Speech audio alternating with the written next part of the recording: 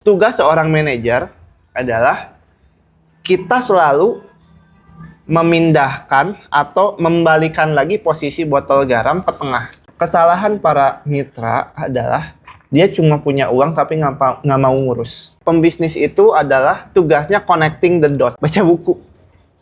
Nggak akan rugi baca buku. Mana ya? Gimana nih pembukaannya nih? Nggak paling langsung aja sih. Kalau aku mulainya dari ngambil Pak Gita, ceritain dulu masa kecil. Oke.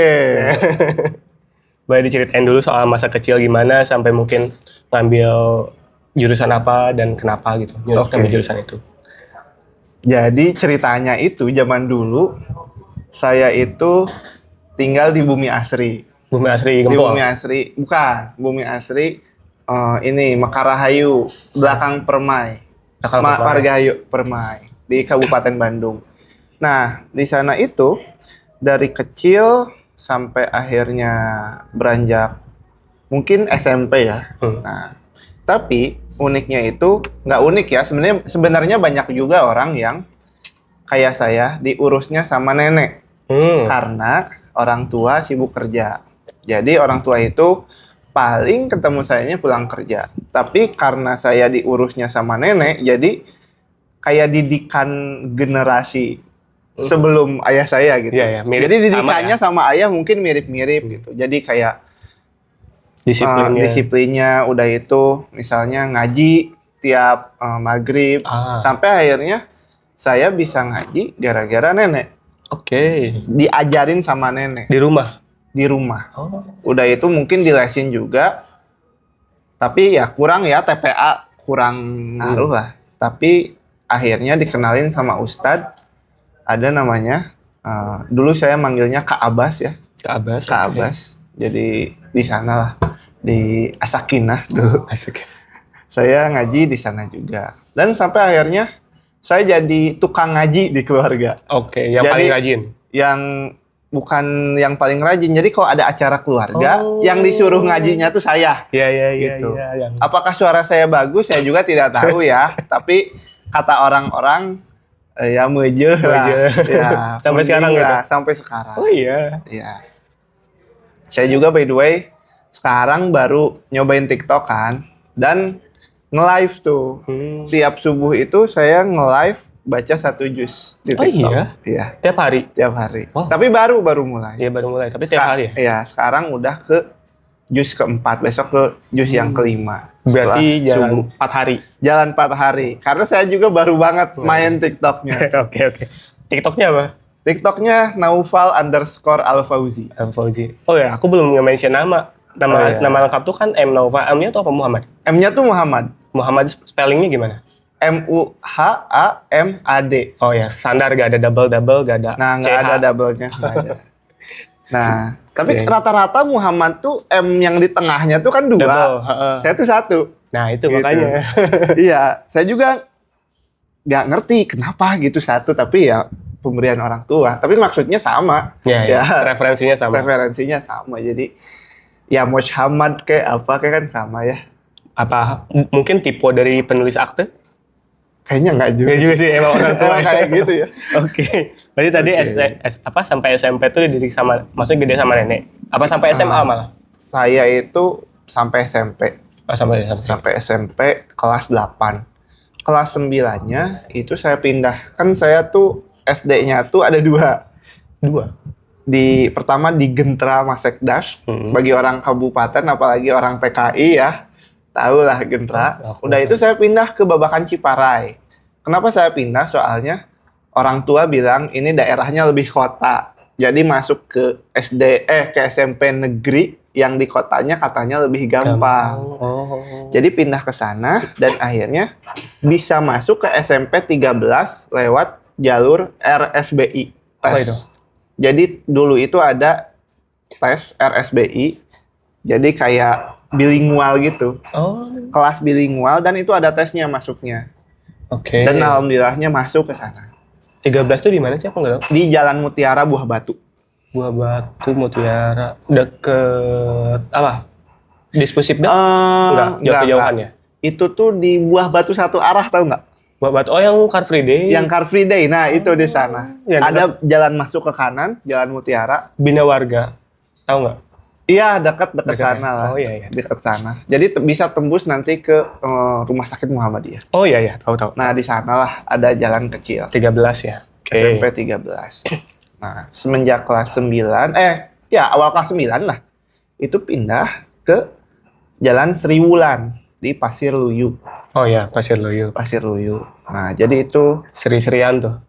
Jalan-jalan yang namanya seri-seri. ya perseri-serian semuanya ada. Saya tuh di Jalan Sri Seri Wulan. Wulan. Oke. Tapi sekarang pindah lagi. Saya balik lagi ke rumah yang dulu di Bumi Asri. Oh, itu yang sama nenek itu. Beda. Oh, yang beda. rumah nenek dijual, ini ada rumah ya ngebangun lah. Oh, bikin. Ya ayah bikin sendiri. Oke. Ngerti. Jadi sempat ke Buah Batu, balik lagi. Buah Batu, Sri Wulan, Balik lagi. Oke. Gitu. Jadi warga Kopo sejati ya? Betul. Betul. Oke. Jadi Kopo itu udah di hati saya. Kopo Pride. Kopo Pride. Oke, berarti abis itu SMA udah di Bumi Asri lagi? Enggak. Setelah lulus? Masih di Sri Wulan. Saya tuh baru balik ke Bumi Asri itu sekitar ada kali 8 bulan yang lalu. Oh, berarti Baru banget. lulus kuliah dulu? Kuliah masih di Sri Wulan? Kuliah masih di Sri Wulan. Oh, Sampai lulus berapa tahun masih di Sri Wulan, akhirnya balik lagi. baru ya? Belum setahun berarti ya? Iya, Oh. belum setahun ada di Bumi Asri lagi. Oke. Kalau kuliah dulu ngambil jurusan apa? Nah, kalau kuliah itu mungkin SMA dulu ya. Saya Oh, iya. akhirnya masuk ke SMA 3, Oh, 3. udah itu ke kuliah ke SBM ITB. SPM ngambil? Ngambil jalur SBM PTN, ngambil entrepreneurship. Oh, entrepreneurship. Entrepreneurship apa? Kewirausahaan. Kewirausahaan. Nah, itu. Lebih merakyat. Betul, kewirausahaan. Oke. Mungkin yang lebih penasaran tuh dari 13 ke 3 terus Ya. ke entrepreneurship, apakah memang orang tua kerjanya ngapain? Orang tua juga. Nah, ini karena orang tua itu sibuk kerja. Sebenarnya bukan sibuk kerja, tapi sibuk bisnis. Bisnis. Jadi dulu itu kalau bagi warga Kopo ya, yang old harusnya tahu, ada toko Naufal di Sayati. Itu berarti ngambil nama. Itu tuh toko ibu dan bapak saya, jualan baju. Sayang banget ya sama anak ya.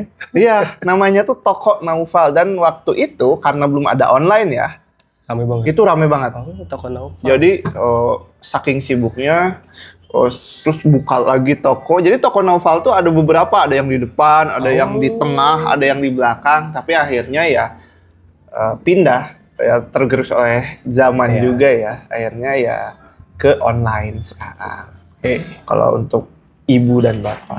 Dari sana saya terinfluence, jadi kayaknya bekerja bukan sesuatu hal yang cocok bagi saya gitu. Oke, kebayang. Berarti memang apa ya? Lingkungan keluarga pun Betul. mendukung ke arah sana ya. Betul. Dan nenek juga by the way sama pembisnis. Apa? Jadi keluarga tuh satu keluarga besar itu tuh pembisnis semua. Keren. Jadi Pantesan. ya nggak ada yang kayak kerja. Mungkin ada kayak cuci-cucinya yang kerja, ya ada karena mungkin pilihan dia atau terpengaruh suaminya dan lain-lain. Tapi kalau misalnya kayak uak saya, Secara keluarga memang. secara keluarga emang bisnis semua. Dulu itu nenek itu jualan bolen. Bolen. Jadi waktu dulu banget, waktu Kartika Sari buka. Belum ada. Obat. Waktu Kartika Sari buka, itu kan di kota. Mahal kan. Untuk warga-warga kabupaten pada saat itu. Akhirnya nenek saya inisiatif gimana caranya bikin bolen yang enak tapi murah juga. Jadi terjangkau gitu untuk orang-orang di kabupaten. Akhirnya itu satu rumah isinya pisang semua. Oh, berarti bikin bolennya ketika Kartika Sari ada. Iya, waktu itu booming nenek saya juga bikin, tapi beda pangsa pasar. Iya. Ngerti. Produknya mungkin mirip tapi beda pangsa pasar. Berarti ini riding the wave ya. Iya, betul. Lagi rame Kartika Lagi Sari. Ikut deh. Ikut deh. Iya. Berarti memang apa? Sekarang kan apa franchise juga nanti nyambung ke F&B juga. Betul. Memang influence-nya dari nenek juga mungkin. Apa enggak? Hal yang saya ingat dari nenek saya adalah waktu lebaran bikin ketupat. Aku juga nenek ada lagi bikin, kalau nenek aku tuh bikin apa sih namanya? Ulen. Iya, ulen. Ya gitu-gitu kan. Udah itu yang saya paling ingat dari masakan nenek adalah setelah kurban, itu bikin kambing asam manis. Wah, itu the best banget. Kurban, tiap kurban tuh. Tiap kurban tuh pasti dimasakin itu dan itu enak banget. Jadi core memories nenek saya itu selain ngaji, ia masak kayak gitu. Masakan nenek selalu Masakan legend. nenek itu selalu the best tuh. Entah kenapa nggak tahu tangannya yang ajaib ya. Kalau disuapin nenek tuh atau misalnya masakan nenek, entah itu nasi goreng atau apa kayak ayam misalnya, itu the best banget. Aku jadi pengen nanya ini sih, soalnya nenek aku kan beberapa tahun lalu 2022 udah nggak ada. Iya. Nenek masih ada. Nenek udah nggak ada. Waktu itu kapan? Ingat ya? Nenek udah nggak ada itu dari mungkin 2019 mungkin atau 2020. Oh deketan berarti ya? Heeh. Ya, soalnya aku waktu itu pas nenek meninggal tuh, aku baru bikin SIM dari Tasik, pulang besok pagi dapat kabar nenek udah nggak ada. Dan kakak aku kan itu cucu pertama, jadi aku bisa ngerasain seberapa down dia. Apalagi memang kakak aku termasuk sama kecil sama nenek. Iya, Jadi- itu saya juga down sekali itu. Makanya waktu dapat berita, kakak aku nggak bisa bonceng, aku yang bonceng. Iya, benar. Gitu sih. Apalagi karena saya diurusnya sama nenek, Dari kecil ya. saya tuh dijuluki anak nenek. Kayak gitu. Menarik sekali. Ini soal nenek ya. Iya. Nah, itu dia. Dan akhirnya karena mungkin keluarga juga yang lingkungannya bisnis, memutuskan dari SMA itu mau masuk SBM memang, mau masuk sekolah bisnis dan mau berbisnis. Jadi dari SMA udah Dari nentuin SMA. jurusan. Iya. Tapi saya salahnya di SMA ngambil jurusan IPA. Kan Agak bodoh miss dikit gitu. ya, agak miss Soalnya kan di SMA 3 itu bagusnya IPA kan. Karena terkenalnya memang IPA. Aku nggak IPS-nya itu satu kelas. Oh iya. IPA-nya sisanya. Jadi ada 10 kelas IPA, satu kelas Ini IPS. seangkatan. Satu angkatan. Wow. Itu Jomplang kan sekali. makanya pemikiran saya, oh IPA oke juga nih SMA 3 IPA-nya, kenapa nggak ngambil itu aja? Oke. Toh bisa kok masuk SBM. Betul, bisa sih. Bisa sih, tapi ternyata saya tersiksa selama 3 tahun. Oh itu, alhamdulillah ranking saya kedua dari terakhir. Wow, prestasi. Waduh. Kedua dari Ya. terakhir. Jadi bukan tipikal orang yang salah ngambil jurusan pas kuliah, malah pas SMA. Waktu SMA. Jadi saya tuh di SMA itu sudah ditempa oleh yang namanya remedial dan Udah kebal lain-lain. ya? Udah kebal. Makanya waktu kuliah ada remedial, tenang. Udah Santai. profesional. Malah gara-gara saya masuk ke SBM, sesuatu hal yang enjoy, saya belajar bisnis, entah kenapa nilai saya jadi bagus. IPK tuh jadi bagus. Iya, karena suka. Karena suka, karena enjoy. Dan karena fokusnya udah nggak ke nilai lagi, tapi emang ingin belajar bisnis. Jadi mau nilai saya B, C, atau Nggak D, penting udah ya? nggak peduli lagi. Tapi anehnya malah bagus. Iya, karena nggak difokusi, kita fokus ke Iya, fokus ke belajarnya aja. kita nggak terlalu mikirin output Iya, prosesnya aja. betul. Menarik. Entrepreneurship, berarti angkatan 18 ya? Saya masuknya 18, tapi anak-anak SBM itu bilangnya angkatan kelulusan. Jadi saya angkatan 21. Oh, jadi beda ya. Biasanya kan yang dihitung Betul. masuk. Kalau di Indonesia kan kulturnya yang dihitung adalah angkatan masuk. Betul. Tapi SBM pengen beda. Kayak gitu. 21, berarti ini 3,5 tahun. 3,5 tahun. Oh, cepet juga ya. Maksud- Jadi semester pendek itu wajib Di SBM. di SBM. Semua 3,5 tahun. Semua. Oh, wow. Tapi ya kalau ada yang molor-molor ya mungkin 4 tahun, 4,5. 4 tahun tuh udah molor ya. Iya, udah molor itu. Udah beda kultur. 4 Betul, tahun. betul. Udah sama adik kelas. Menarik banget. Aku soalnya jauh banget kalau dari edukasi formal. Aku kan terakhir SMK.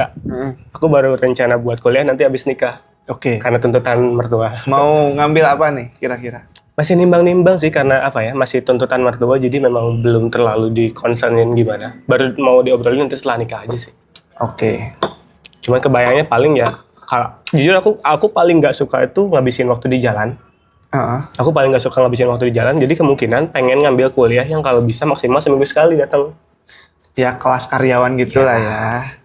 Gitu. Kayaknya ada sih, kayak manajemen dan lain-lain. Masih ditimbang-timbang sih. Ya.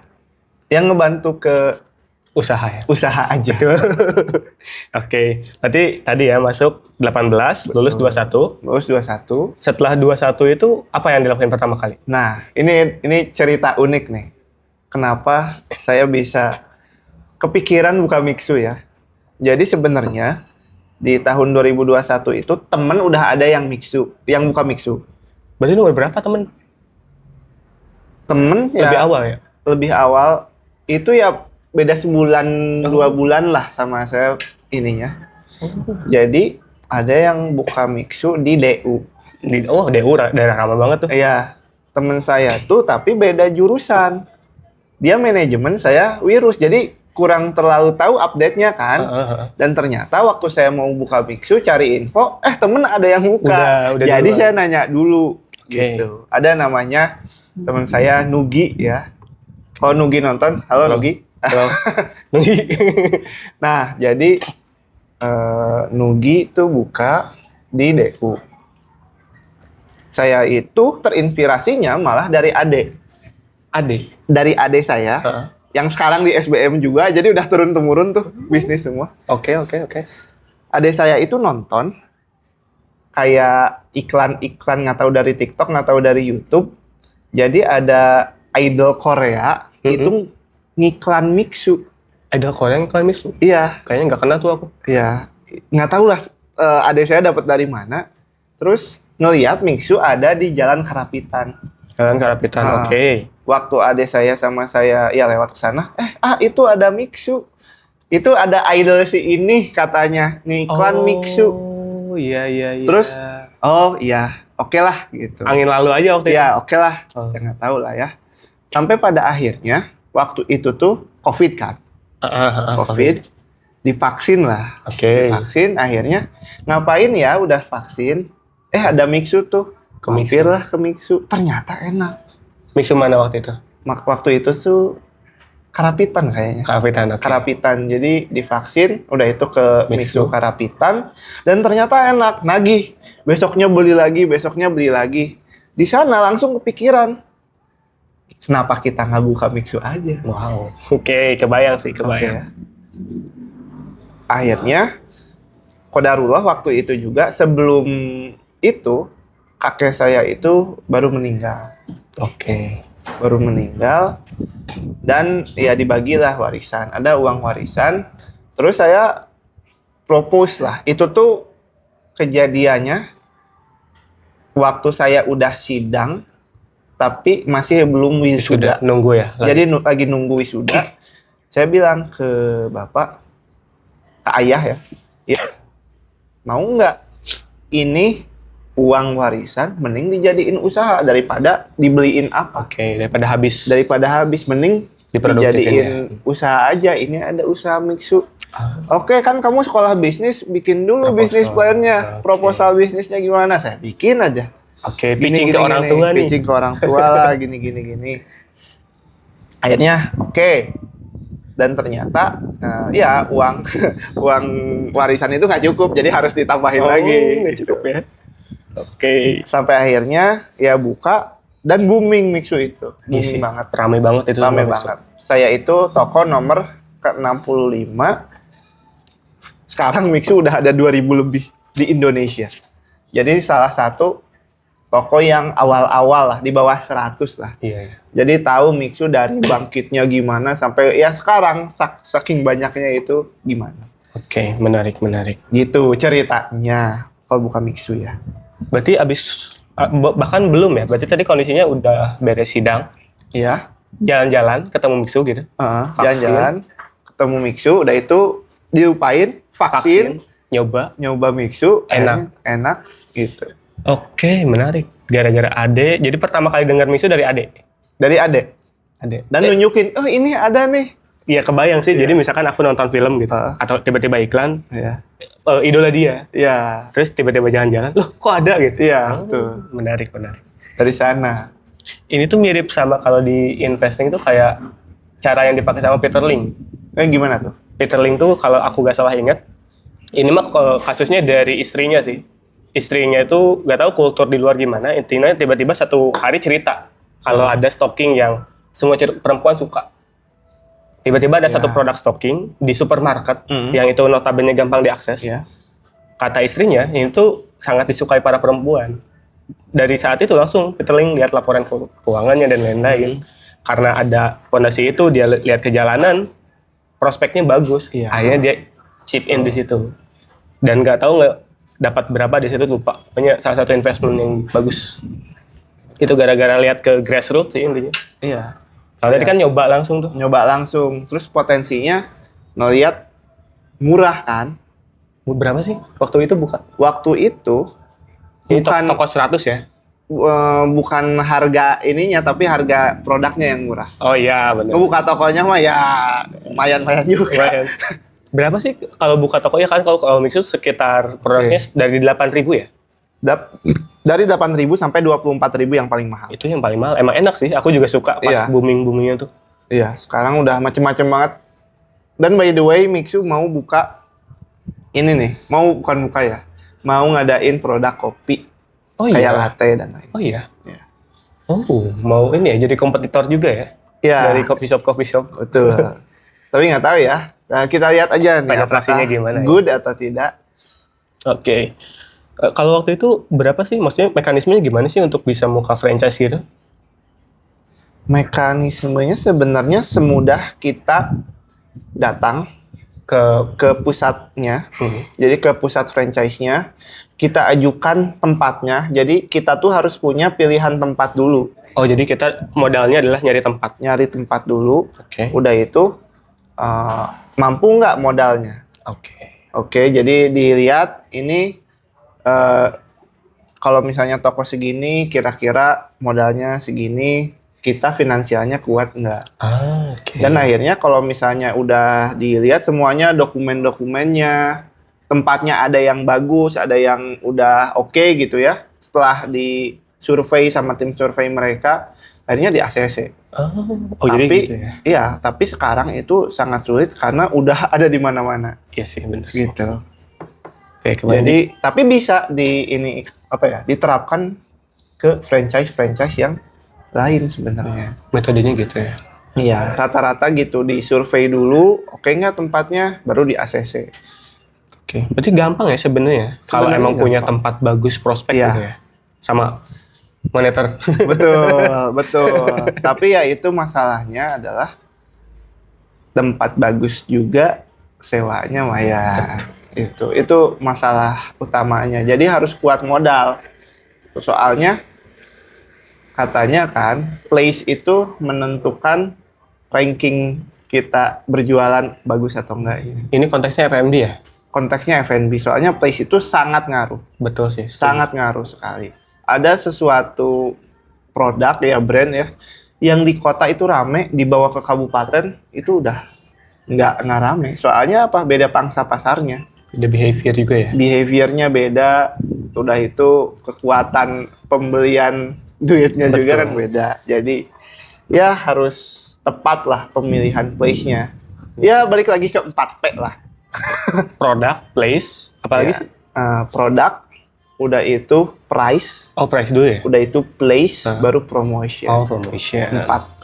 Lupa. Itu basic banget. Basic yang tapi masih bisa kepake ya? Masih bisa kepake walaupun katanya sekarang udah nggak kepake lagi. Itu kan marketing 1.0. Sekarang iya. udah ada 4.0, 5.0. Tapi tetap fondasinya itu. Iya, fondasinya itu balik lagi. Menarik. Berarti kalau waktu pengajuan itu, maksudnya yang difasilitasi katakanlah, oke, tim surveinya udah datang lihat, oke. Yang difasilitasi dari Mixu apa aja biasanya? Oke, dari Mixu itu, jadi sebenarnya apakah kita bisa bilang franchise atau enggak ya? Mungkin kemitraan ya, lebih cocoknya namanya. Oke. Kemitraan. Soalnya kayak gini, Mixu itu hanya menyediakan pertama media promosi, brand, Oke. udah itu bahan baku. Oke. Sisanya, contoh kayak karyawan, Nyari itu sendiri. dari kita. Sistem penggajian itu dari franchisornya. Termasuk akunting dan lain-lain. Akunting dan lain-lain itu dari kita. Oh, berarti bener-bener kayak kita tuh beli namanya aja ya? Iya, terus kalau pos sih sistem POS itu dari Mixu. Pos itu apa? Jadi kayak sistem kasirnya. Oh iya iya. Itu dari Mixu. Tapi misalnya ngelihat apakah ini untung atau enggak, ya balik lagi ke kitanya ngitungnya. Terus gaji karyawan dan lain-lain itu ya dari kita juga. Dari pemilik franchise ya. Makanya kadang ada beberapa Mixu kok di sini gini, di sana beda lagi. Ya karena beda franchisor, beda ini juga aturan karyawan juga gitu. Tadi tuh ada diksi asing. Jujur aja pertama kali dengar harus dijelasin dulu. Franchisor tuh apa? Oke. Jadi kalau franchise itu ada franchisee, ada franchisor kan. Franchisee itu yang memfranchise-kan, yang punya produknya lah intinya, yang punya brandnya. Di sini ya Mixu pusatnya itu sendiri. Oke, itu franchisee. Franchisee. Franchisor itu yang pengen untuk dapat franchise-nya, untuk beli franchise-nya kayak gitu. Jadi kalau sederhananya mungkin pemilik kontrakan. Ya. Itu franchisee, yang kontrak franchisor. Kayak gitu. Gitu ya. Soalnya jujur aja pertama kali denger, oh ada franchisee, franchisor. Iya. Kayak debitur, kreditur ya. Ya, kayak kalau istilah mentor ada mentee. Oh iya lagi. Gitu. Mentee sama ya mentor ya, Ya, mentor. mentee. Oke, itu kan berarti tadi kalau balik lagi ke timeline, nunggu bukanya berarti pas sebelum wisuda? Bukanya itu Atau setelah? kayaknya setelah sih, setelah wisuda ya. Waktu itu COVID jadi wisuda di rumah. Jadi gak terlalu berkesan mungkin ya? Iya, tidak terlalu berkesan. Gimana sih? Why banget. Jadi saya pindahin sendiri, tepuk tangan sendiri. Wah, itu suatu pengalaman yang nggak tahu menyenangkan, nggak tahu menyedihkan ya. Kenapa nggak dipospon aja tahun depan Iya. ikutnya? Ya nggak tahu ya. Ya biar lulus aja dapat ijazah kan. Gitu Yang sih. lain tuh punya core memories kayak wisuda, lulus, Dapat menyenangkan, dapat IP berapa. Saya tidak. Saya di rumah. Bisa loh, bawahnya kolor bisa loh. Itu pengalaman wisuda online. Itu Pengalaman langka itu. ya langka banget, tapi saya mendingan enggak. Mendingan ke gedung. Oke. Iya sih. Padahal itu tahun depannya udah normal lagi nggak sih? Tahun depannya udah normal lagi. Soalnya kan SIPA tuh tahun depan itu. Iya. Itu udah normal Udah kan? normal. Di UPI udah normal. Iya. Iya. Dan itu Saya. ramai banget. Gak jelas sumpah. Berarti berapa tahun sih yang wisuda online? Setahun, 2 tahun? Kayaknya 2 tahun. Jadi sebelum saya sama saya. Korbannya. Ya korbannya 2020-2021. Korban pandemi. Iya, 2019 Oktober itu masih aman, guys. Betul. Masih aman. Iya. Iya, waktu masuk 2020 nggak berani keluar rumah. Betul. Bener-bener kerasa mencekam banget ya keluar. Iya, benar. Saya itu berapa bulan di rumah nggak keluar. Sumpah. Iya. Berarti ngapain aja tuh pas kok pandemi gitu? Kuliah. Oh, kuliah. Awalnya kuliah. Tapi karena saya tuh tipikal orang yang apa ya? Yang fleksibel banget ya orangnya. Jadi nggak dibawa pusing. Jadi ya udah kuliah biasa aja. Yang penting lulus. Nah kayak gitu, tiba-tiba yang kayak gitu. Tapi yang ilmu yang pentingnya diambilin. Karena memang yang dicari adalah ilmunya ya. Iya, tapi saya juga ngerasa bahwa apa ya? Kayak waktu COVID itu ngaruh banget ke kayak apa ya? Networking lah. Jadinya menyusut sekali gitu. Iya, pasti sih. Karena jarang, maksudnya maintenance pun gimana Iya. maintenance-nya? Jadi ya gitu. Mulai networking lagi mungkin setelah saya udah bisa ya Mixu udah otomatis mulai keluar lagi dan akhirnya ya ikut komunitas lagi kayak BBP misalnya. Kita ketemu di sana ya. Iya, betul. Udah itu mungkin ada orang BIM Business Initiative Movement. Oke. Jadi itu ada juga yang ikut BBP kemarin. Oh iya? Iya, si Edo. Oh, aku belum tahu. Ketemu tuh, ini ya itu. Mulai tuh networking lagi. Mulai nanti saya kayaknya mau ikutan lagi BIM, BIM tuh komunitas komunitas Business Initiative Movement di Bandung. di Bandung. Ah, menarik. Jadi nanti mungkin kalau ada acara ke sana. Oke, siap. Tadi kan ya katakanlah asumsilah Mixu mulainya setelah wisuda. Terus tadi sempat di-mention juga otomatis. Berarti di fase awal ngebangun franchise itu gimana sih? Wah itu Chaos. berdarah-darah, chaos, banyak yang harus dipelajari. Jadi saya itu 3 bulan itu nggak pernah libur. Oke, kebayang. 3 bulan nggak pernah libur dari jam 8 sampai jam 10 malam. Wah, Dari jam 8 pagi sampai 10 malam. ya mengeluh 9 to 5. Jadi sampai lupa makan dan lain-lain. Itu sering banget. Soalnya karena waktu itu booming banget. Jadi kadang dilabas aja makan 2 kali sehari. Atau enggak makan itu pulang jam 10 baru nyari tukang nasi goreng. Oke, ya. Nah jadi ya kita juga harus belajar yang paling unik menurut saya ya. Belajar gimana kita ngurus karyawan sebenarnya. Itu yang paling susah nggak sih?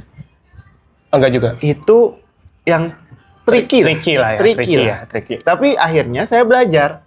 Jadi saya belajar dari, saya lupa ya namanya. Tapi intinya ada teori manajemen namanya tuh teori garam. Ini apa? Teori botol garam disebut. Teori botol garam. Jadi kalau misalnya di restoran nih, botol garam dan botol merica itu biasanya ditaruh di tengah. Oke. Iya kan? Ditaruh di tengah. Anggap ini botol garam. Ini merica nih. Ya. Ya anggaplah ini botol garam. Jadi tugas seorang manajer adalah kita selalu memindahkan atau membalikan lagi posisi botol garam ke tengah. Oh, oke. Nah, jadi karyawan itu pasti ingin melakukan apa yang menurut mereka enak, nyaman kan? Bagus. Akhirnya anggaplah SOP-nya di tengah sama mereka dikepinggirin. Terus semakin lama nggak dikontrol, kepinggirin lagi. Dikepinggirin lagi, sampai lama-lama jadi jatuh.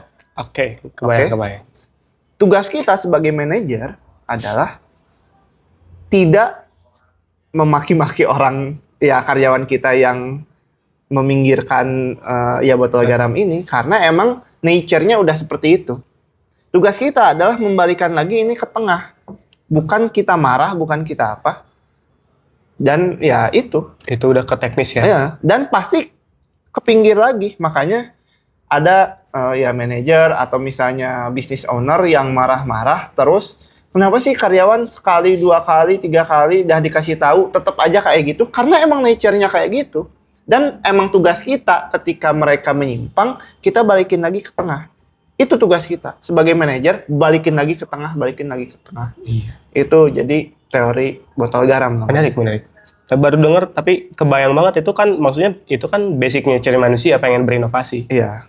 Maksudnya tergantung peran kita sebagai apa, pasti kita pengen yang terbaik. Betul. Oh iya. Dan saya tekankan lagi, business owner atau manajer juga harus melihat. Siapa tahu bahwa Digeser tengahnya yang di table set itu, yang di set itu bisa jadi itu bukan sesuatu hal yang optimal. Bisa jadi ketika kita melihat behavior dari karyawan, kita bisa mengambil, ternyata ini tengah yang baru. Oh iya, adaptasi jadi, juga. Iya, kita harus adaptasi, ngelihat bahwa ya mungkin karyawan lebih cepat seperti ini, dan kita juga mungkin bisa ya mengkompromikan sesuatu hal dari keinginan karyawan. Jadi ya gimana kita tarik ulurnya lah. Makanya saya itu jarang banget marah sama karyawan. Tetapi setiap ada karyawan yang salah gitu, saya langsung benerin. Langsung di depan mukanya. Iya, kebayang. Berarti pas awal-awal bikin franchise tuh, yang PR-nya adalah nentuin tengahnya? Yang PR-nya? Atau bukan? Trikinya? Yang trikinya, pertama menentukan tengahnya, dan terus mencari tengah yang baru. Yang paling optimal? Yang paling optimal. Sampai semuanya itu bisa berjalan secara otomatis lah, secara mulus kayak gitu. Berapa lama tuh dari yang berdarah-darah sampai bisa otomatis? Mungkin setahun ya. Setahun ya? Setahun setengah mungkin. 1 tahun sampai 1 tahun setengah. Oke, kebayang sih. Soalnya sama, aku juga setahun pertama tuh nggak pernah keluar. Iya, itu pasti. Full setahun tuh. Iya. Nah, ini bagi franchisor juga ya, mitra yang lain juga. Kesalahan para mitra adalah dia cuma punya uang tapi nggak mau ngurus. Jadinya nggak berkembang. Gitu. Saya yakin sih toko saya ya salah satu yang terbaik. Udah lama juga sih? Iya, udah lama juga, dan salah satu yang terbaik. Ya mungkin masih ada kurangnya, mungkin ya bangunan yang udah tua dan lain-lain, tapi karena tua juga ya Iya, iya. umurnya, tapi ya menurut saya ya, Secara sistem dan silahkan bandingin aja deh kecepatan pelayanan, terus enaknya suatu produk dan banyaknya misalnya ya dibandingkan mixu yang lain, bandingin sama mixu saya yang di Katapang. soalnya ya aku juga merhatiin, inget tuh kan aku sebelum ke Kopo tuh di Cibolerang. Ada satu toko mixu di Cibolerang, nggak bertahan sampai 6 bulan. Oh ya? Iya, serius. Wow. Itu aku inget banget pas buka, aku sama Siva ke sana. Ya. Nyoba lantai atasnya ngerasa mencekam sih kalau kata aku ya. Mencekam. Menurut aku ya. Merasa terintimidasi loh. Maksudnya itu di mixu tapi merasa terintimidasi. Apa ya? Aneh juga itu. Kemudian beberapa bulan kemudian aku lewat lagi, udah tutup. Oh, udah tutup. Udah tutup. Oh, wow. Ya maksudnya aku di situ bener-bener daily activity. Ah. Jadi tau lah bener-bener pas launching, pas nyoba, pas tiba-tiba tutup, aku ngasih tahu Siva. Oh udah tutup sih. Iya. Gitu. Ya itu sih franchise. Mungkin itu tipikal yang pengennya langsung autopilot. Iya, nah nggak bisa guys, harus tetap diurus apapun itu. Iya. Jadi itu sih, sama fokus intinya. Jangan terlalu banyak kesana kemari lah, fokus di sana. Berarti menurut Novel yang paling cocok untuk buka franchise itu siapa? Bukan orang yang cuma punya duit, tapi orang yang punya manajemen skills sebenarnya. Jadi gak cuma modal doang. Gak cuma modal doang. Banyak orang yang punya modal, mungkin dari kerja, dari apa, buka franchise, dan franchise-nya itu tutup.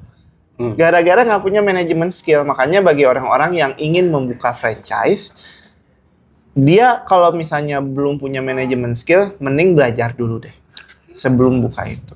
Belajar bisnis dulu, belajar manajemen dulu, baru buka. Soalnya lebar uangnya, mending invest di hal yang lebih pasti. Betul. Kayak gitu. Mending beli obligasi aja kalau Iya, pengen betul. autopilot. Soalnya kan obligasi kan ya Dijamin negara. ya marginnya ada walaupun nggak setebel bisnis gitu, betul. tapi ya nggak diurus gitu. Iya, itu tipikal yang kalau pengen dapat bener-bener passive income. Bisnis itu pasti marginnya lebih besar, tapi harus diurus. Effortnya juga. Mati-matian sih. Iya ya, kebayang. Ya kan kalau kayak investasi saham sebenarnya yang kebagian buat investor tuh ya residu-residunya aja. Betul. Maksudnya sisa dari keuntungan bersih, Dividen. Ya kalau pengen lebih gede ya terjun langsung. Itu, oke. Itu tadi mixu tuh udah. Ini nggak tahu berapa menit. Ya nggak tahu lah. Pokoknya jalan dulu aja. Tadi mixu. Berarti kan jalan sampai sekarang tuh dari 2021. Betul. Sampai sekarang 2024 mau 2025. Iya, mau 2025. Udah, berarti 3 tahun. Udah 3 tahun. Saya itu ya Oktober lah. 3 tahun itu. Oh, Oktober. Oh iya, bentar lagi ya tanda tangan. Bentar lagi. Berarti mau perpanjang lagi. Mau perpanjang sebentar lagi. Per 3 tahun ya kalau mixu ya? Per 3 tahun. Iya, soalnya aku merhatiin juga selain mixu kan sekarang yang lagi rame tuh Lawson. Lawson, yes. Ada tuh beberapa Lawson yang aku perhatiin buka. Habis itu beberapa lagi. Ya. Nah, Lawson itu bukan franchise. Bukan. Lawson itu punya Alfamart. Oh, jadi tidak di-franchise-kan? Tidak di-franchise-kan, tapi mungkin ya saham lah mungkin ya. Mungkin orang-orang di Alfamart yang punya saham ingin ya mengembangkan bisnisnya, buka Lawson. Soalnya di beberapa titik Lawson emang waktu itu ya viral dan akhirnya laku banget tuh. Kalau di Bandung kayaknya ya yang viral itu di Lengkong Kecil. Lengkong Kecil. Itu kan ada odengnya kan. Nah, yang menarik orang-orang itu si odengnya tersebut. Iya sih. Jadi Lengkong Kecil tempat kuliner semua. Iya, di sana ada Lawson, ya ada makanan-makanan khas Jepang dan akhirnya ya kayak odeng walaupun Lawson tuh Jepang ya, kalau nggak salah.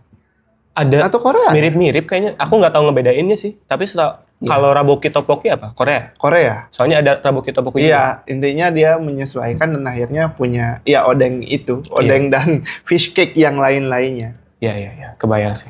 Iya. Saya ingatnya Lawson itu dulunya iklannya JKT. Oh iya. JKT48 ya. Aku bener-bener tahu. Pokoknya kalau ada info-info baru gitu pasti dari Siva biasanya. Pas ayo kesini, apa itu teh? Ya udah ayo. Iya biasanya ini ya cewek lebih update ya. Lebih keep masalah yang viral-viral. Oke. BTW, berapa bersaudara sih tadi punya adik? Saya punya adik 1, Berarti 2 bersaudara. 2 bersaudara. Selisih berapa tahun? Selisih 4 kayaknya. 4. Oh, sekarang masih kuliah?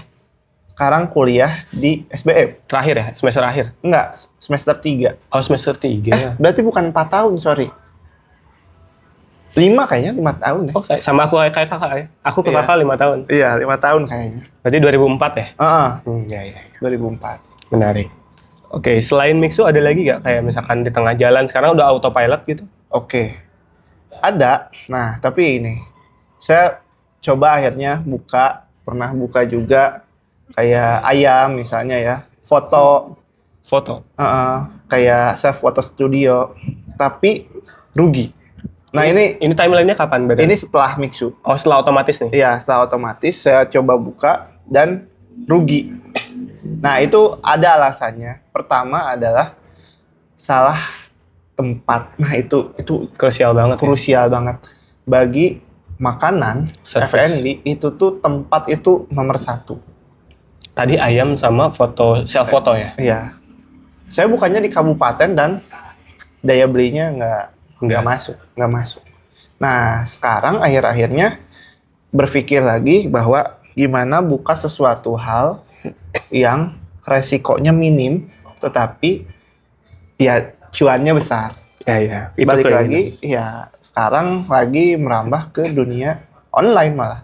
Oh iya? Iya, kayak gitu. Jadi saya mulai, karena saya suka buku juga ya, Bang Malik juga kan. Kita kan ketemu di komunitas buku. Ya, saya ini buka TikTok, review-review buku, Ah, iya. gitu. Udah itu ya mungkin sekarang lagi mulai mencari apa nih yang bisa dijual secara online gitu. Masih nyari? Iya, Babeh juga emang basisnya di online. Sekarang di online ya, Sekarang adaptasi di ya? online. Iya.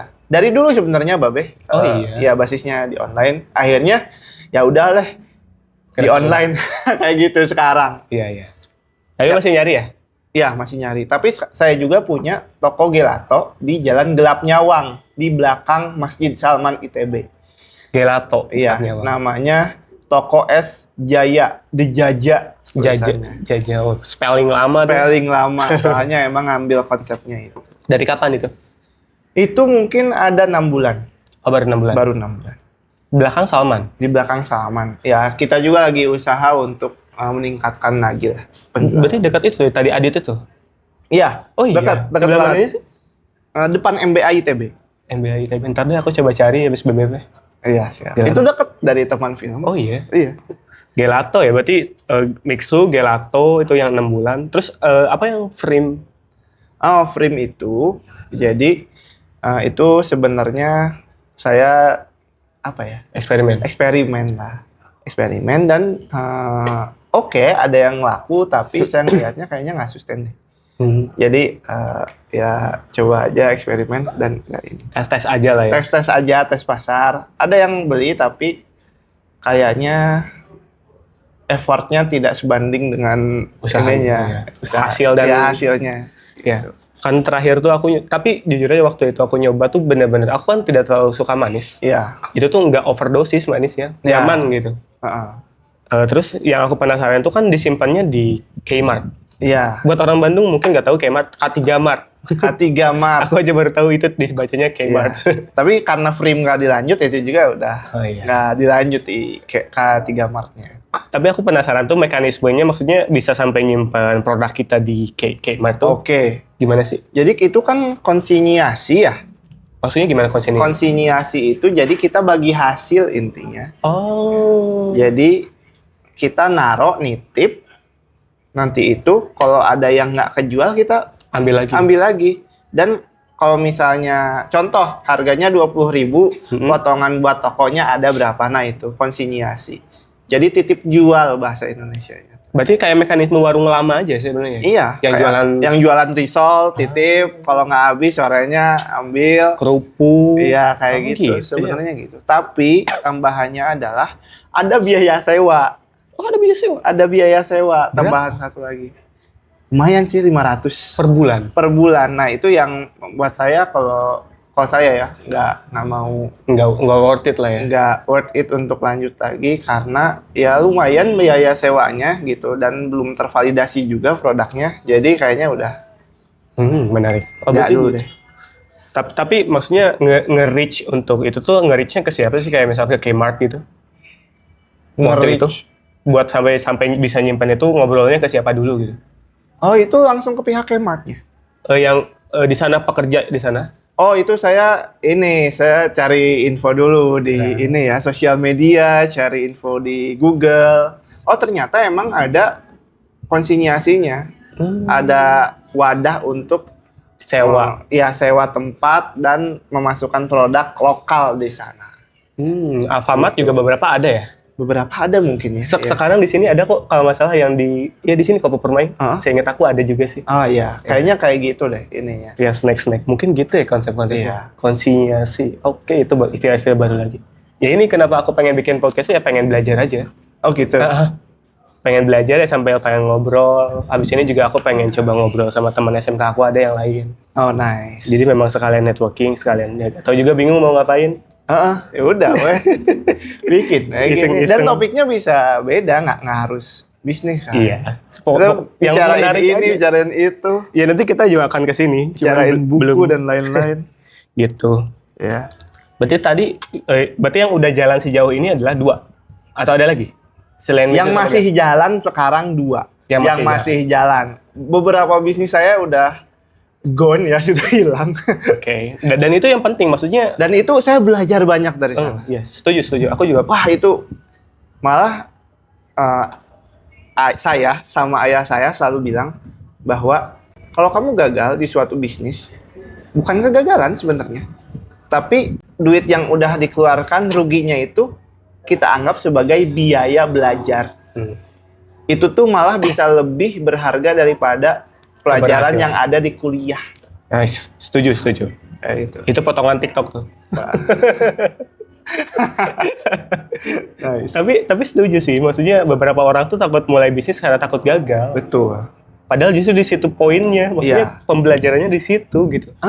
Nah makanya bagi orang-orang yang terjun ke bisnis itu rata-rata orangnya risk takers. Nah, dan gak semua orang seperti itu dan gak masalah ya sebetulnya. Betul. Tapi sebenarnya kita itu harus calculating the risk sebenarnya. Meminimalisir. Jadi orang bisnis itu nggak cuma risk takers sebenarnya, tetapi kita juga harus melihat risk apa yang kita anggap kita bisa tanggung. Nggak cuma segala macam risk. Bayangin kalau kamu toh-tohan semua dana hidup kamu untuk melakukan suatu hal itu, kalau gagal ya gimana? Nah itu kebodohan namanya. Nah itu, makanya kita juga harus belajar. Ya gimana caranya kita memitigasi risk. Risk apa yang harus diambil, risk apa yang harus dihindari, kayak gitu. Menarik, oke. Tadi mitigasi risk. Kan ada beberapa usaha juga yang akhirnya udah di stop. Nah, waktu itu biasanya nih kalau misalkan nyoba hal baru, itu tuh ngambil berapa persen dari net worth sih? Maksimal ya, saya nggak tahu berapa persen. Tapi waktu itu, ini karena ini pengalaman saya ya. Waktu itu tuh setengah dari net worth. Ya harta lah intinya ya. Saya coba terlalu besar. Dan itu bodoh. Dan lumayan kan pelajarannya ya? Betul, lumayan sekali. Udah itu saya potong lagi. Coba deh 25%. Masih sakit ya? Masih sakit tuh. Kayaknya salah nih. Akhirnya saya coba. Yang paling aman itu antara mungkin ya 10 atau 5% untuk mencoba hal baru. Jadi saya pernah baca bukunya ini kalau nggak salah ya. Judulnya The One Thing. The One Thing, nggak tahu. Atau The One Thing atau ini ya, The Compound Effect, saya lupa ya antara kedua buku itu. Jadi di sana atau ini ya? Oh enggak, The Personal MBA. Oh, The Personal MBA. Personal MBA. Jadi di sana tuh ada konsep yang namanya crusading. Crusading, apa tuh? Jadi kayak gini. Kita itu harus punya satu stream income bisnis yang stabil. Yang utama dulu nih. Yang utama, yang stabil. Sisanya kita eksplorasi ke tempat-tempat yang lain alias crusade. Crusade itu kan kayak ya perang ke tempat lain dan mencoba hal baru itu. Toh kalau gagal nggak apa-apa, kita masih punya income ini, stream yang stabil ini. Dan kita harus kayak gitu, jadi memperbanyak stream income kita. Iya sih. Saya coba ke yang ini, ada hasilnya ternyata gagal, tapi ya udah kayak gitu. Dan ya harusnya jangan ngeganggu stream yang utama kita. Kayak gitu. Oke. Ada juga nih, aku tiba-tiba kepikiran soal sunk cost fallacy. Beberapa orang tuh kan takut untuk mulai bisnis. Terus beberapa orang takut untuk meng-cut off bisnis. Itu penting banget. Silahkan. Oke, ini pelajaran yang penting banget ya. Dulu itu saya rela-relain untuk mempertahankan bisnis. Sampai akhirnya, wah rugi berpuluh-puluh. Ya, pakai uang pribadi juga ya? Yes. Bro, kalau ngelihat bahwa produk itu udah nggak ada ininya, nggak ada masa depannya, cut off aja. Relakan. Lebih baik kita sakit sekarang daripada nanti sakitnya tapi lebih berdarah gitu. Betul. Serius. Sunk cost fallacy kan itu ya. Jadi mending cut off bisnis daripada kita lebih rugi nantinya. Oke, itu tuh soalnya beberapa orang juga takut gitu. Nah itu, jangan mempertahankan bisnis yang jelas-jelas merugikan gitu. Kan pengen untung ya di bisnis. Iya betul. Iya. Makanya sekarang yang paling oke ya bisnis ya apa ya menurut saya? Yang bisa kalian tanggung aja resikonya sebenarnya. Yang siap ya. Yang siap kamu tanggung resiko. Ya itu preparationnya juga harus matang berarti. Betul. Itu menarik. Dan nggak jaminan orang yang belajar bisnis di sekolah bisnis itu bisnisnya sukses. Nggak menjamin. Soalnya ternyata banyak ilmu-ilmu di jalanan yang kita nggak tahu. Iya. Saya malah ilmu setelah kuliah bagi saya ya, apalagi angkatan COVID, itu lebih berharga dan lebih terasa dibandingkan waktu kuliah. Jadi kuliah itu sebagai dasar aja, fondasi aja, tahu perbandingan apa yang harus dilakukan. Tetapi kita nggak tahu mana yang penting. Mana yang penting. Dan sekarang akhirnya tahu, oh ini yang penting. Ya. Jadi ada kalau misalnya kita ini ya, ada disebutnya. Jadi kalau di catur itu kita harus menguasai area tengah disebutnya. Oh iya. Iya, jadi ada teorinya gitu ya. Kalau misalnya kuda itu di tengah, dia tuh bisa kemana-mana. Iya benar. Liar banget. Tapi kalau misalnya tersudutkan di pojok atau di pinggir, itu tuh gerakannya tuh cuma dikit banget. Makanya kita harus kuasai area tengah. Dan area tengah bisnis itu ada beberapa dibagi. Oke. Kayak misalnya ada finance, ada marketing, ada production atau operation, terus ya tentang entrepreneurship. 4 itu area tengahnya. Dan kita harus menguasai setiap area tengah dari bisnis itu. Minimal ya? Minimal. Dan dari finance misalnya, atau misalnya dari marketing, area tengahnya juga ada lagi. Betul, core-nya ya? Core-nya tuh ada lagi. Kalau di marketing, area tengahnya gimana caranya orang ya tahu produk kita. Belum masuk selling. Beda lagi. Awareness minimal ya? Minimal awareness sampai akhirnya ya mulai kecantol lah. Iya. Oke. Gitu. Jadi sebenarnya memang sebagai pebisnis kita harus tahu holistik ya. Betul. Seluruh secara nggak perlu terlalu dalam, tapi kita tahu esensinya. Ya, itu range itu. Betul. David Epstein. Iya itu David Epstein. Tapi di buku itu juga menarik ya, ketika terakhir mereka berdua ketemu dan saling menghargai. Iya, antara Tiger Woods sama Steve Schroeder-nya. Antara orang yang generalis dan spesialis. Malah lucunya pembisnis itu adalah spesialis di generalis. Itu lucunya.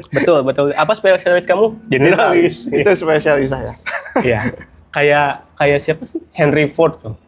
Dia tuh aku ingat cerita dia meeting, kemudian dia ditanya pengalaman teknis. Dia bilang nggak tahu. Aku tanya aja dia. Iya. Pekerjaan Henry Ford itu berpikir, dan banyak orang yang nggak mau berpikir. Itu nempel banget di aku. Itu. Malah kita harus, ya kalau ingin bisnis ya, punya banyak skill dan menurut, ini istilah aku sendiri ya, pembisnis itu adalah tugasnya connecting the dots. Setuju sih. Jadi kamu gimana caranya nge-connectin antara karyawan, ke produksi, ke marketing, dan ke banyak hal yang lainnya. Kalau nggak bisa, ya Mending cari tempat ya, lain. maaf aja nih. Dan gak masalah juga kan, gak mesti semua orang berbisnis juga kan. Nggak semua orang berbisnis. Iya. Soalnya saya pernah dapat wejangan dari siapa ya? Jadi bisnis itu katanya lebih susah daripada kerja. Setuju sih. Ya, resikonya lebih besar daripada kerja. Dan lebih sulit daripada ya mungkin yang lain-lain ya, mungkin kerja. Jadi makanya kalau kerja itu stable income-nya. Betul. Kalau Nggak bisnis itu naik turun. Hmm. Naik turun, kadang di atas, kadang di bawah, kadang di Nggak tahu di aspal. mana. Kadang di aspal, di bawah banget. Iya. Ya kadang kalau ngomongin pemasukan mungkin kadang di 1 bulan dapat emang lagi tinggi. Lagi tinggi. Tapi ya udah kadang nol karena buat karyawan semua. Iya. Iya, iya. Itu tadi kan kita ngebahas soal kenapa penting buat nge-cut off ya. Iya. Terus yang mungkin yang menarik tuh kayak pebisnis itu dilahirkan atau A nice idea. dilatih? Menurut saya ya, itu gabungan dari keduanya. Gabungan dari keluar. Soalnya saya baca buku Grit ya, antara passion dan perseverance, ya antara talents, kita bisa bilang talents dan ya gritnya itu sendiri, manakah yang lebih penting? Sebenarnya gabungan dari keduanya. Contoh kayak ada perenang, ya atlet renang Yang badannya itu sangat cocok untuk renang. Michael Phelps ya kalau nggak salah. Iya, kalau nggak salah Michael Phelps. Udah itu, dia juga daya tahan terhadap latihannya, terhadap kesulitannya tinggi banget. Makanya dia bisa menjadi juara dunia. Ada talent orang yang dia bagus di suatu bidang tertentu. Kayak ada orang yang ngomongnya tuh lancar banget.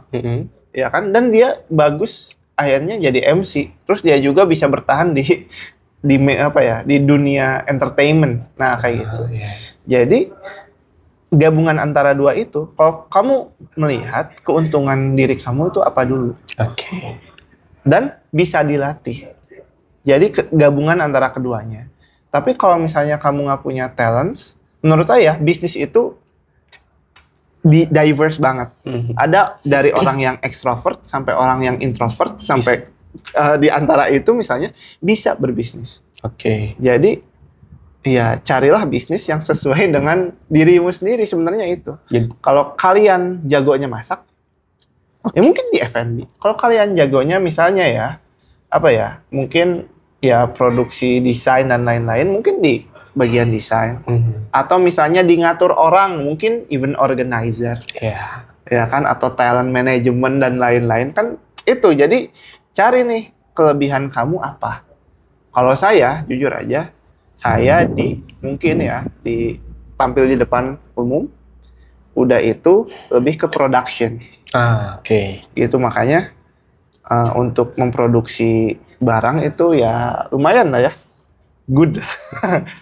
Gitu. Dari resep masak dan lain-lain ya bisa lah. Oke, menarik. Berarti emang interestnya di F&B. Terus apa namanya?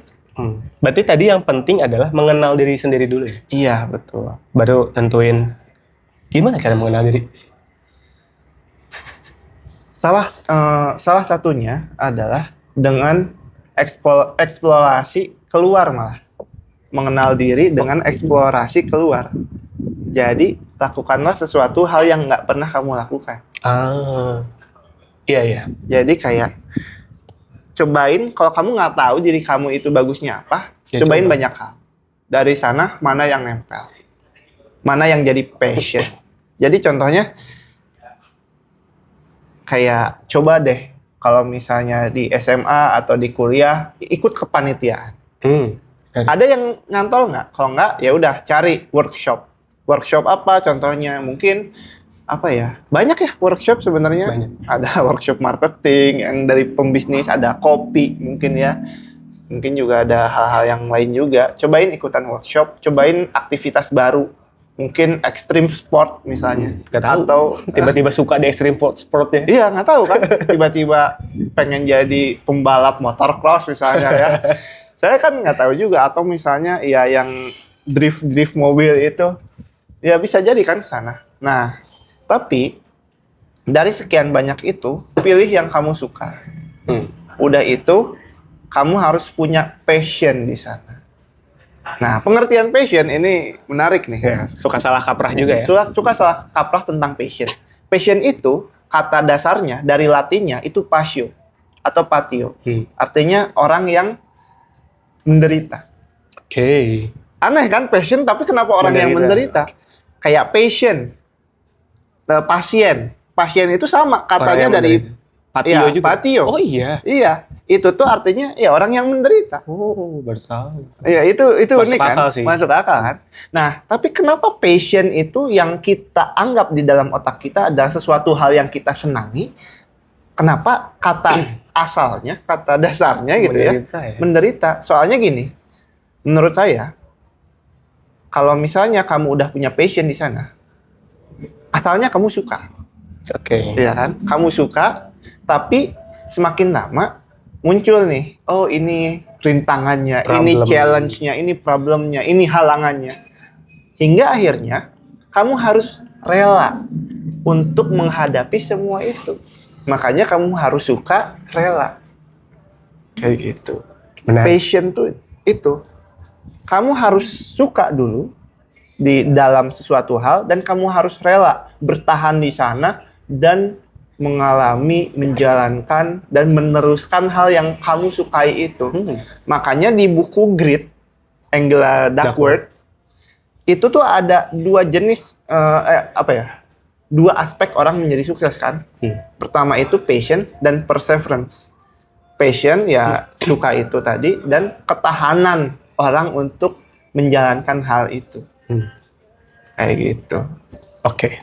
Tadi pertanyaannya adalah apa sih tadi pertanyaannya? Pertanyaannya Tiba-tiba lupa. itu talent itu. Oh, talent gimana ya? caranya? Apakah ya, bisnis itu dilahirkan atau dilahirkan atau ini, dan ya talent itu gimana nyarinya? Mengenal iya, diri mengenal itu diri gimana ya. carinya. Tiba-tiba Iya, passion tadi, carilah passion kamu apa. Tapi ingat, nggak cuma yang disuka aja, tapi yang kamu rela berdarah-darah di sana. ya itu sih. Kayak gitu. Dan banyak orang tuh berhenti ketika di situ. Iya, betul. Biasanya memulai sesuatu dengan excited, ketemu hambatan dikit, ih kok gini? Stop. Betul. Makanya menurut saya, mulailah dari sesuatu hal yang tidak excited. Oh iya, aku setuju sih. Iya. Jangan terlalu excited terhadap sesuatu yang kamu ingin mulai. Dan jangan bilang, jangan sebarkan, planning kamu. Iya. Jalanin aja. Iya, udah jalanin aja. Jangan, keluar, orang mau bikin ini, Udah diam aja. Iya. Kalau udah jadi baru Ya. bilang ke orang. Setuju, biar lebih tenang juga sih. Iya. Aku juga tipikal yang kayak gitu. Oke, tadi itu udah. Ada lagi gak cerita-cerita bisnis yang belum ke-mention gitu? Nyoba bikin apa? Apa ya? Oh ini, sekarang tuh kan pengen bikin purpose juga ya? Yes. Kenapa? Ini sebenarnya obsesi saya baru-baru ini ya. Jadi ceritanya ada sesuatu hal yang merubah saya ketika kuliah. Yaitu ini balik lagi ke kuliah nih. Ya, yaitu buku. Jadi saya tuh di SMA, kenapa ranking 2 Di belakang. dari bawah gitu ya? Itu ada alasannya juga. Dan by the way, ini saya ya semoga niat saya lurus ya. Di SMP itu nilai UN saya tertinggi di SMP 13. Seangkatan. 38,8. Wow. Tiba-tiba That's masuk huge. SMA 3 dapat nilai fisika 2. Ih, itu kebayang mentalnya sih. Itu langsung asalnya set. Itu sakit banget tuh. Tapi akhirnya di sana dilatih terus. Tapi tetap kan overthinking kan? Pasti sih. Overthinking selama 3 tahun itu. 2,5 tahun lah anggap. Sampai akhirnya di kelas 3 memutuskan udah SBMPTN, ngambil sosum mau ke SBM. Okay. Jadi saya setahun terakhir itu nggak belajar IPA, belajar IPS. Live-nya tuh IPS. Itu lucu banget tuh. Jadi saya IPA 3 tahun tidak ada makanya IPS tapi gak apa-apa, emang perjalanan hidup ya. Dan saya menemukan suatu buku yang sebenarnya populer banget. Apa tuh? The Subtle Art of Not Giving a Fuck. Mark Manson ya? Mark Manson. Itu buku baru rilis tuh. Nggak ada di Indonesia, belum masuk. Dan masih bahasa Inggris, saya baca. Dan itu ngubah hidup saya. Literally ngubah dari overthinking ke bodoh amat. Kita ada kesamaan dari situ. Nah, akhirnya dari sanalah dunia buku masuk ke saya. Terus datang ya? Iya, baca buku ini, buku itu. Walaupun saya waktu itu masih baca buku sebutuhnya aja. Iya, sama Sebutuhnya aja. Nah, sampai pada akhirnya saya itu, ya akhir-akhir ini ya, itu ada The Room 19 namanya. Iya. Itu tuh ternyata kakak kelas saya yang foundernya. Oh, itu kakak kelas? Iya, kakak kelas, tapi angkatannya jauh di atas. Tapi Jadi SMA jurusan? 3, Oh, di SMA? SMA 3 angkatan 2010. Lumayan Kang ya. Reza Haris, bisa dicek Cari ya, di The Room 19. The Room 19. Jadi itu tuh kayak perpus gitu, tempatnya nyaman banget. Dari sana, kok bagus ya, jadi pengen aja. Intinya kayak gitu, dari Oke. sana. Jadi pengen. Itu berarti baru ya? Kan ke The Room 19 baru. Itu baru banget. Iya. Dari sana, saya punya uang beliin buku. Walaupun nggak tahu ya dibaca atau enggak, tapi saya punya koleksi buku dari yang klasik, misalnya ya, Random kelas lah. Penguin. Dia random aja, dari agama yang lain juga, misalnya dari Buddhis kayak ada Tao Te Ching kayak misalnya, atau misalnya hal-hal yang lain kayak apa ya, novel-novel. Saya tuh jarang baca novel by the way. Tapi kalau ada novel Penguin klasik yang saya tahu, saya lihat ratingnya bagus dan banyak reviewnya, saya beli. Minimal beli dulu. Ya. Ya terakhir tuh dapat buku Shakespeare yang hardcover, semua karyanya ada di dalam situ. Dan saya nyarinya bekas by the way. Nah, itu menarik juga tuh. Maksudnya nyari bekas di Palasari itu gimana ceritanya bisa sampai punya kenalan di Palasari? Oke, jadi gara-gara dari The Room 19 ini, Oh, dari The Room dulu. Berarti Iya. baru sebenarnya. baru. Akhirnya saya bergerilya di Palasari. Menarik. Bergerilya masuk, asalnya sih harganya dimahalin karena belum kenal. Intinya itu adalah untuk mendapatkan harga murah, kenal Sama orangnya. sama orangnya. Kenal, ngobrol, udah itu beli buku yang murah dulu aja nggak apa-apa. Kayak misalnya buku 50.000 atau 40.000 beli aja. Yang kepake juga ya kalau mau beli buku. Iya, ya Kalau saya sih ya karena mau buka perpus, ya ininya ya lumayan random juga. lumayan random juga, jadi kayak gitu lah. Nah udah itu ya ngobrol-ngobrol aja, sering ke sana sampai akhirnya orang itu udah tahu nama kamu siapa, udah tahu kontak kamu yang mana misalnya. Akhirnya ya kenal, dimurahin. Saya dapat buku yang harusnya 400.000 jadi 200.000. Dapat buku Penguin yang terbitan Penguin yang cover harusnya enggak, itu yang lebih dulu lagi. Oh, lebih Cover dulu. hitam tuh yang Baru sekarang. ya? Baru. Ini cover yang lebih dulu lagi. Itu saya dapat 50.000 dua kayak gitu. Itu wah. Itu susah banget by the way. Dapat kopi 50.000 dua. Iya, seharga kopi. Seharga kopi. Dapat buku bahasa Inggris, saya nyarinya yang Inggris sih. Tapi kalau ada yang Indonesia yang bagus ya tarik juga. Menarik. Jadi kalau balik lagi ke yang Subtle Art of Not Giving a Fuck, itu baru versi Inggris. Berarti tahun berapa? 2017? 2018-an. Berarti cepet ya. Soalnya aku juga ke-trigger salah satu yang bikin aku excited baca buku sama buku itu. Cuma ya? udah terjemahan. Oh, udah terjemahan. Dan itu udah Oke. 2018 juga. Oh, udah. Berarti maksudnya Iya. cepet banget gitu. Cepet banget naiknya ya Oh. berarti. Iya, nah waktu itu tuh aku pinjam di temen, baca cepet banget tuh, seminggu kayak tiba-tiba kelar gitu. Padahal waktu itu konteksnya aku belum terbiasa baca. Baca buku itu kayak, seru ya. Dari situ ngundang banyak buku banyak. Oh buku. iya tuh. Sebenarnya buku pertama yang saya beli itu waktu SMA. Yang bukan buku novel ngawur ya. Kan novel ada novel dulu tuh novel remaja kayak Radit, atau ada dulu tuh Watir. Wader itu ada. judulnya. Ya jadi novel Sunda gitu. Oh iya? Ada nggak tahu komik atau itu. Pokoknya yang lucu-lucu lah saya beli buku. Udah itu di 2018 saya di 2016 2017 saya jadi pengurus di DKM di SMA 3. Oke. Jadi Rohis. Iya. Sama loh, Rohis. aku juga Rohis loh. Rohis jadi ketua departemen tarbiyah. Jadi tukang kader. Nyari Tukang kadernya. regenerasi ya. Iya, tukang kadernya. Tapi ya gitu deh. Akhirnya kan saya harus meningkatkan ilmu. Betul tidak? Betul, untuk pitching. Buat ya gitulah ya. Terus saya beli bukunya Salim Afillah. Lapis-lapis keberkahan. Ini juga Oh, ini bukunya Salim Afillah. Jadi saya tahu dari sana itu nggak habis-habis. Saya baru habisin itu waktu 2022. Jadi ngendap aja tuh. Ngendap aja. Kenapa saya akhirnya balik lagi ke buku itu dan dihabisin karena ya kejadian hidup yang Relate. ya yang harus saya benahi, akhirnya beli aja. Baca lagi buku itu. Tadi apa ya judulnya? Lapis-lapis keberkahan. Jadi intinya tentang gimana hidup kita berkah. Kayak gitu. Dan akhirnya ya udah nggak baca buku lagi.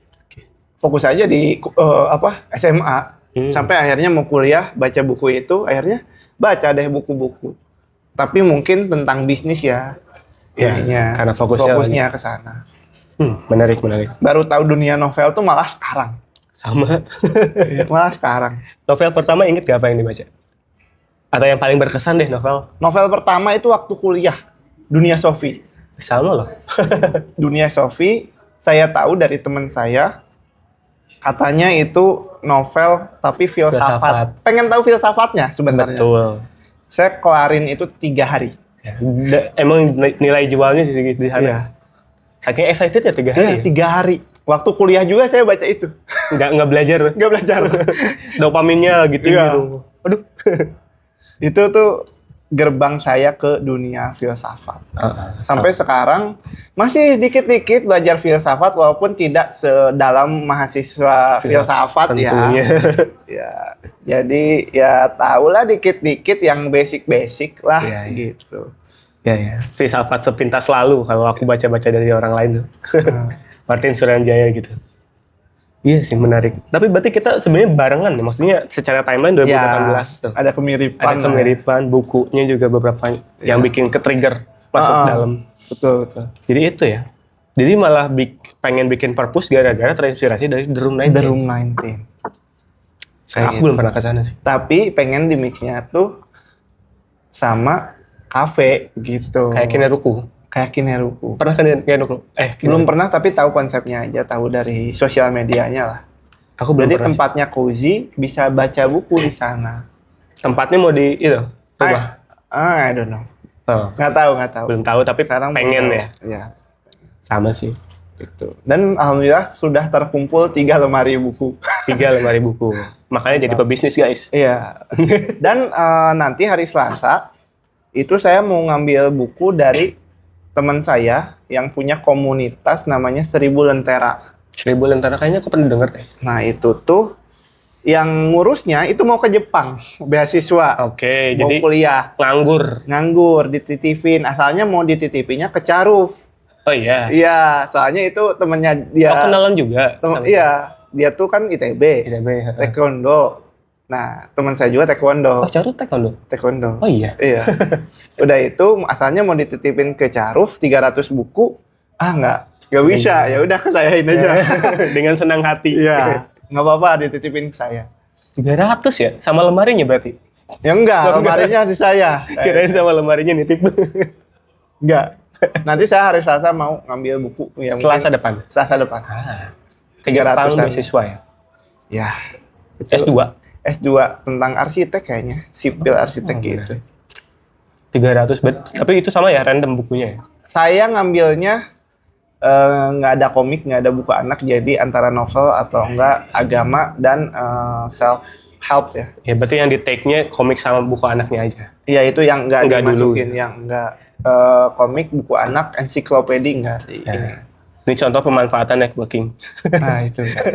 Jadi tiba-tiba 300 buku ada di rumah Ya, saya. betul. Tinggal dibuka aja itu. Iya, Udah kepikiran nama belum? I don't know. Belum Masih- ya? Oke.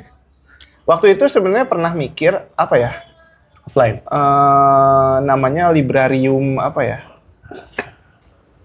Librarium apalah. Oh. Ngambil dari bahasa Latin. Oke. Gitu. Oke. Selain perpus ada lagi yang lagi pengen Cita-cita saya sebenarnya ya. Hmm. Cita-cita saya itu semoga Allah juga ijabah ya. amin. Saya tuh pengen bisa ngeumrohin sekeluarga dulu tentunya ya. Udah itu keluarga besar. Udah itu saya pengen ngeumrohin orang-orang yang kena tipu sama umroh yang abal-abal. Kayak waktu itu Oh, banyak banget lagi. First apa tuh? Aku lupa namanya tapi Iya. aku baca beritanya. Itu bayangin kalian menabung seumur hidup untuk umroh atau haji dan ternyata ditipu, itu sakit banget. pasti sih. Soalnya saya tuh pernah dapat cerita dan saya ngeliat sendiri orangnya. Jadi di Margahayu Permai itu ada nenek-nenek yang sampai gila karena dia udah Mati-matian. mati-matian ngumpulin duit sampai banyak banget. Ternyata waktu mau kekumpul banget dicuri uangnya sampai jadi ya Ngerti ODGJ lah Ngerti kayak sih. gara-gara itu kasihan banget bro. Ya. Dan saya ngelihat waktu kecil banyak orang yang kena tipu sama travel yang ini. Jadi ya semoga Allah lancarkan rezeki saya biar bisa bantu orang-orang yang kayak gitu. Itu sih itu mimpi ya. cita-cita banget sih untuk kesana ya, semoga Allah ijabah ya Amin. Dan jalannya adalah dengan berbisnis itu. Ya? dengan berbisnis. Jadi ya kayak gitu. Oke, menarik. Kalau gitu aku penasaran soal ini. Kan kemarin tuh aku baru dikasih buku ini. Nah, Barakallahu laka, bahagianya merayakan cinta. Kenapa sih ngasih buku ini gitu? Jadi saya berniat kepada teman-teman saya yang mau nikah. Kayaknya saya setiap punya teman yang mau nikah mau ngasih ini deh, mau ngasih buku ini. Soalnya gini, nikah itu butuh ilmu, Setuju. ya kan? Dan yang saya tahu, walaupun saya belum nikah ya, jadi ada beberapa persoalan yang sebenarnya solusinya tuh ilmu gitu. Setuju. Yang bisa diselesaikan dengan ilmu. Bayangin kalau misalnya saya ngasih buku itu dan buku itu dibaca sama orang yang mau nikah dan dipraktekkan, itu kan pahala jariah bro. Iya. Kayak gitu. Jadi saya tuh pengen apa ya, menambang pahala dari dengan modal itu doang. Iya. Berarti apa ini sebutannya? Kapitalis spiritualis. Betul. Diksi sangat aneh itu. Tapi Jadi saya apa ya, oportunis dalam mencari seluk-beluk. Ya kan, biasanya kan sedekah itu yang rata-rata uang atau mungkin Sekali. Al-Qur'an ke ini kan, ke apa? Ke para hafiz misalnya ya. Kalau saya ini caruk yang sangat jarang sekali disentuh. ngasih ilmu tentang pernikahan kepada orang yang mau nikah dan semoga dipakai. Betul. Karena pernikahan itu adalah ibadah seumur hidup dan kalau dipakai terus kan betul. ya, Berarti udah baca kan bukunya? belum by the way. Belum, kirain Belum. udah. Tapi saya itu Tahu penulisnya ya? tahu penulisnya, udah dengerin juga seriesnya di YouTube. Oh, nggak YouTube juga berarti? Iya, jadi ini tuh buku ini tuh intinya itu tentang doa barakallahu lak wa baraka alaik wa jama'a bainahuma fi khair. Jadi barakallahu lak, semoga keberkahan itu diberikan kepadamu. Udah itu keberkahan diberikan di atasmu dan semoga dikumpulkan di dalam kebaikan. Jadi tentang 3 hal itu. Soalnya di pernikahan itu ada masa senangnya, makanya kepadamu, keberkahan kepadamu. Terus kalau di atasmu kan berarti ada yang sesuatu yang jatuh menimpa. Nah, itu tuh gimana caranya kita mendapatkan kehidupan yang berkah di masa-masa sulit dan dikumpulkan di dalam kebaikan. Gimana caranya ya kita, keluarga kita itu ada di lingkungan yang baik dan kita membentuk lingkungan yang baik itu.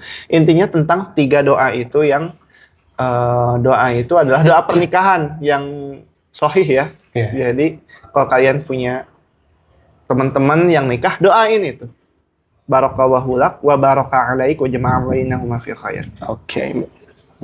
Aku tadi baru baca sekilas, emang itu sih yang dibahas 3 doang. Iya. Tentang bagaimana kita bersyukur di masa senang, Iya. bersabar di masa sulit. Betul. Itu aku baru baca beberapa halaman doang tadi sambil nunggu. Tapi aku baca pemilihan diksinya tuh lembut banget. Iya, ini kayak sastra. Jadi uniknya Ustadz Salim itu jadi mencampurkan antara sastra sama ya yang dia bahas gitu.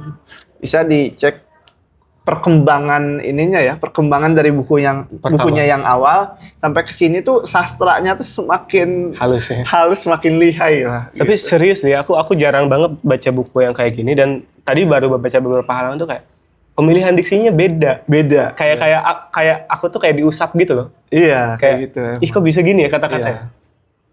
Menarik sih. Makanya kalau orang yang nggak biasa kaget sebenarnya kayak, kok gini ya? Kok buku Islami kayak gini ya? Ada sastranya, itu lucu banget. Apalagi kalau misalkan kita benturin sama tadi buku di Subtle Art yang belak-belakan. Yang belak-belakan. Itu Ini kayak langit dan bumi gitu. Iya. Maksudnya satu belak-belakan, satu sangat halus, Betul. mendayu. Tapi aku nyaman sih baca bukunya tadi. Oke, ya makasih ya ini sekali lagi. siap. Aku pasti baca sih. Iya. Aku juga lagi mulai lagi semenjak Paseno itu. Mau Itu. mulai dari buku ini kayaknya seru gitu. Tadinya aku mau baca yang The Karamazov Brothers. Oh, Brother Dostoyevsky. Karamazov. Itu, Itu Fyodor Dostoyevsky. Nah, aku susah tuh nyebut nama Dostoyevsky. Gitu, penulis Rusia soalnya. Iya, betul. Aku lihat timeline-nya itu cuma 4 hari. Kalau aku lihat di depan, jadi dia tuh kayak ada timeline-nya. Bagian timeline cuma 4 hari. Tapi bukunya setebel itu. Iya. Menarik sih. Itu. Jadi emang Brother. aku baca soal itu sih. Apalagi ya? Ada lagi. Berarti tadi kan sekarang lagi. Berarti ke BBP itu buat nggak networking lagi. Ke BBP itu gara-gara Benar. Kita belum nyeritain BBP itu apa. betul. Ceritain dong. Ini aku Enggak. pengurusnya. Aku tuan rumah. Silakan ceritain. Oke. Jadi jujur aja, pertama kali ke BBP itu setelah dari The Room 19. Oh, The Room 19 dulu. The Room 19 dulu. Udah itu The Room 19 itu baru buka, aku kesana. Udah itu ya tertarik buat buku ya kan, bikin perpus dan lain-lain. Karena yang dicarinya search-nya buku, algoritmanya juga buku. Mendukung ya. Mendukung kan.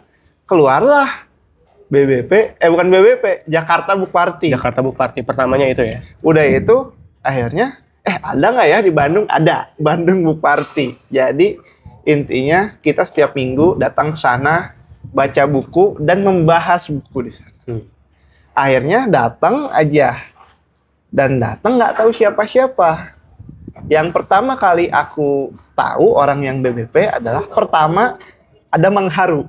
Mangharu. Sekelompok Mangharu, dan Mangharu lebih awal lagi, udah 3 kali atau 2 kali ikutan. Saya baru pertama kali ikutan dan ketemu Mas Reza juga yang di The Room 19, foundernya The Room 19. Waktu itu lagi nggak sibuk dan bisa ikutan BBP. Ada di sini juga Gening. Nah, akhirnya ngobrol-ngobrol, terus ngobrol-ngobrol sama orang BBP-nya. Setiap minggu akhirnya ikut sampai jadi apa ya? Sepuh mungkin ya. Ya, udah banyak yang tahu, saling mengenal juga. Iya, itu padahal itu tuh saya tuh apa ya? Januari atau Februari ya? Oh, baru masuknya Januari atau? Iya. Sekarang kan udah September ya. Iya lagi cepet banget ya. Iya. Aku tuh masuk setelah pemilu. Kan pemilu nggak ada dulu tuh. Nah, Pemilu kan off dulu. akhir-akhir ini dong. Pokoknya pas pemilu presiden. Itu kan off dulu BBP karena nggak mau ada kampanye. Oh ya. Jadi beres pemilihan presiden kan seminggu 2 minggu baru ada lagi. Nah aku baru ikut. Jadi aku lebih baru lagi sebetulnya. Iya. Antara akhir Februari atau awal Maret. Tapi kamu jadi panitia, Betul. pengurus. Kenapa sih aku akhirnya pengen bantu? Karena menurut aku Aku setuju bahwa jalan literasi itu jalan yang perlu kita bantu, kita dorong, naikin. Caranya bisa beragam, termasuk dengan bikin perpus. Iya. Nah, kalau aku pengen melestarikan komunitas ini karena menurut aku worth it lah buat spending time di sini. Jadi aku bantu di situ, bantu di tim kreatif, bikin konten. Karena menurut aku ya jarang gitu buat ada komunitas seperti ini. Betul. Komunitasnya tuh unik banget dan berguna gitu. Sebenarnya semua komunitas berguna ya. Pasti. Kecuali ya mungkin yang berbuat kekerasan ya itu. Itu kayaknya buat masih komunitas apa ormas ya sebutnya? Ya, tidak tahu ya. Ya, tapi intinya harus dilestarikan karena ini sangat apa ya? Sangat bagus banget buat perkembangan pendidikan Indonesia. Sampai ada orang yang datang tertarik, dia tuh datang bukan karena udah baca buku, tapi pengen baca buku. Dan akhirnya terbangun habits-nya. Betul. Kayak Mang Haru juga asalnya dia nggak suka baca buku. Akhirnya karena ada BBP tiap minggu, jadi dia terpaksa sampai jadi habits. Betul. Iya, dampaknya sangat jelas terasa lah. Gitu. Betul. Ya itu kenapa aku pengen bantu juga pengennya jangan sampai komunitas ini itu ditunggangi oleh satu kepentingan. Membatasi itu sih. Betul. Kenetralan. Makanya pas aku ikut, maksudnya pas pemilu untuk di off tuh menurut aku keputusannya sangat bijak sih. Iya, memang harus seperti itu kayaknya ya. Soalnya semua pihak itu kan merangkul ya komunitas-komunitas untuk membantunya. Betul. Kalau kita tuh pertama ketemu, aku ingat Noval tuh bawa buku cantik itu lupa. Yes, oke. Oh itu sama Shiva ya? Iya. Ada Shiva ya? Abis sharing, abis itu nggak tahu kemana lanjut. Iya, saya ada urusan maksudnya. Iya, dari situ. Habis itu kemudian baru ketemu lagi 2 mingguan kalau nggak salah. Iya. Ya itu kita sempat ngobrolin franchise, cuman belum dalam. Betul. Di situ. Iya. Seru sih. Nah, aku jujur aja akhir-akhir ini kan kalau aku bikin YouTube tuh karena sama bisnisnya udah autopilot. Jadi kesibukan. Betul. Nah, harus kayak gitu. Dan konten aku kan kalau dilihat-lihat itu monolog. Susah buat aku konten monolog tuh susah. Oh susah, soalnya topiknya kadang iya melebar dan kalau kayak gini kan jelas. Ya udah aku ngobrol sama Noval. Ada yang nonton ya udah urusan yang nonton. Mangga namanya. Tapi kalau misalkan aku bikin monolog, aku tuh bingung memvisualkan siapa. Oke. Aku ngebayangin siapa nih yang diajak ngobrol, kayak asumsinya apa itu pusing, akhirnya terus ngelebar gitu. Biasanya kalau bikin tag video monolog itu tuh tag-nya setengah jam, jadinya maksimal 10 menit. Iya. 20 menit kebuang. Memang ya, kayaknya apa ya? Harus dikonsep sebenarnya. Iya. Aku juga kan mulai bikin video TikTok nih, by the way. Oh iya nih, target bikin video TikTok apa nih? Targetnya nambah penghasilan.